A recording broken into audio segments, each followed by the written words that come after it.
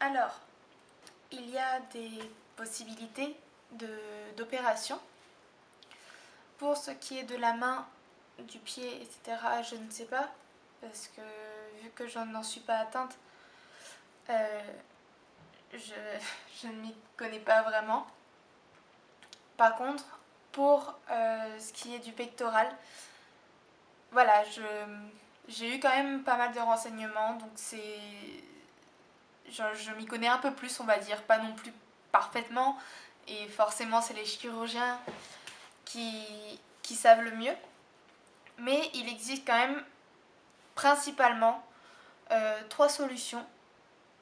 La première, c'est le lipofilling. C'est en gros du prélèvement de tissus graisseux, donc du ventre, des cuisses, des hanches. Enfin, voilà, en gros, on prend de la graisse pour combler le vide. Donc, enfin, le vide, voilà, entre guillemets. Donc, ça, c'est la première solution. Elle se fait de plus en plus, je crois. C'est vraiment un truc qui se fait assez souvent.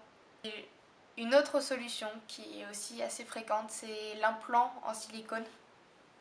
Donc en gros, au début, on a une prothèse mammaire par-dessus la peau. Je sais pas comment ça se passe pour les autres. Moi, c'est soit une qu'on colle ou soit une qu'on peut glisser dans le soutien-gorge. J'aime pas mettre collé parce que on m'a dit mais pourtant c'est le mieux, etc. Pour une jeune machin comme ça je peux mettre n'importe quoi après avec comme enfin n'importe quel soutien-gorge, mais j'aime vraiment pas en fait. Je trouve ça vraiment désagréable. Je fais pas mal de sport et avec la transpiration ça se décolle. Alors qu'on m'a dit mais non, avec le sport c'est le meilleur truc qu'il faut. Non, enfin moi voilà, personnellement c'est pas le truc que j'aime bien, mais je sais que certaines ont ça. Donc moi je préfère celui qu'on glisse. Donc du coup je mets des soutiens-gorge spéciaux, enfin voilà. Et donc l'implant en silicone c'est à peu près la même chose. Pas exactement. Sous la peau. Donc voilà une opération et qu'on met sous la peau. Parfois on mélange avec le lipofilling. Enfin on mélange, on mixte les deux. On met l'implant en silicone avec, et après le lipofilling, enfin la graisse autour pour que ça fasse un effet plus naturel en fait. Donc voilà. Et sinon la troisième solution, moi je suis pas vraiment pour.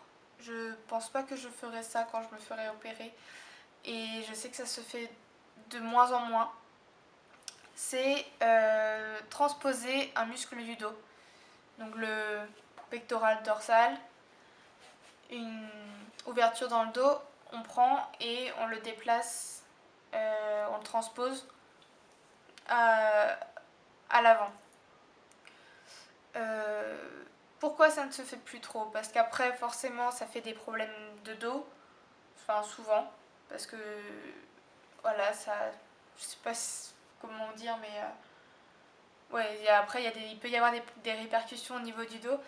Et puis j'ai l'impression que c'est un peu déplacer le problème pour le mettre ailleurs. Enfin, c'est pas, au final, c'est pas le régler, c'est juste pour régler ce problème, on prend dans le dos et au final, c'est dans le dos après. Non, enfin, voilà, après, ça dépend de chacun. Mais je sais que ça se fait de moins en moins. Donc voilà, après, chacun se fait son avis là-dessus. Aussi, il faut éviter de le faire trop jeune. Je sais que c'est difficile, mais plus on le fait jeune, et plus les opérations seront nécessaires à cause de la croissance. Forcément, le corps est grandi, se développe, donc il faut faire au fur et à mesure. Donc ça veut dire des cicatrices à chaque fois. Donc voilà, au final on se dit, moi je sais que j'avais vu une chirurgienne quand j'avais à peu près 10 ans qui m'avait dit de repasser vers mes 15-16 ans, qu'on pourrait réfléchir à une opération. Et quand j'ai eu 15-16 ans, on m'a dit attends plutôt 20 ans. Et au final, mais j'ai l'impression que ça viendrait jamais parce que je me disais oui voilà, j'ai 10 ans, on m'a dit 15 ans, maintenant j'ai 15 ans, on me dit 20 ans. Et j'ai l'impression qu'en fait, je pourrais jamais me faire opérer. Et là, en fait, maintenant, j'arrive à mes 20 ans. Je me suis toujours pas fait opérer. Et au final, je l'ai pas si mal vécu que ça. Euh, voilà, forcément, c'est pas évident, surtout l'été, c'est vraiment très difficile. Mais, je veux dire, c'est supportable. Franchement, c'est supportable. C'est, voilà, il y a pire, quoi. C'est... Ça passe. Et sinon... euh, Sinon, bah, je crois que, ouais, c'est tout, quoi. Donc moi personnellement je n'ai pas encore eu d'opération, mais bon à 20 ans je commence quand même à y réfléchir parce que ça commence un peu à peser forcément. Voilà, déjà si je fais cette vidéo c'est que j'ai besoin d'en parler. Avant j'en parlais vraiment aux personnes très très proches, voire pas du tout. Puis après j'ai commencé à le dire plus naturellement. Maintenant il y a des personnes, je les connais pas tant que ça et au final ils l'apprennent. Euh, voilà, je veux dire, ça a de moins en moins d'importance pour moi. Mais je pense que du coup, vu que je suis de plus en plus naturelle face à ça, je risque d'avoir de mauvais retours en fait.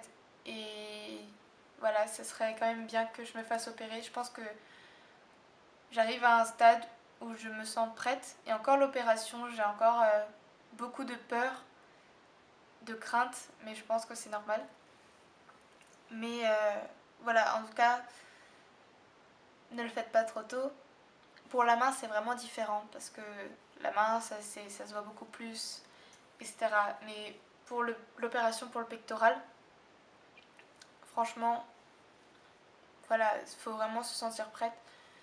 Et, et voilà quoi.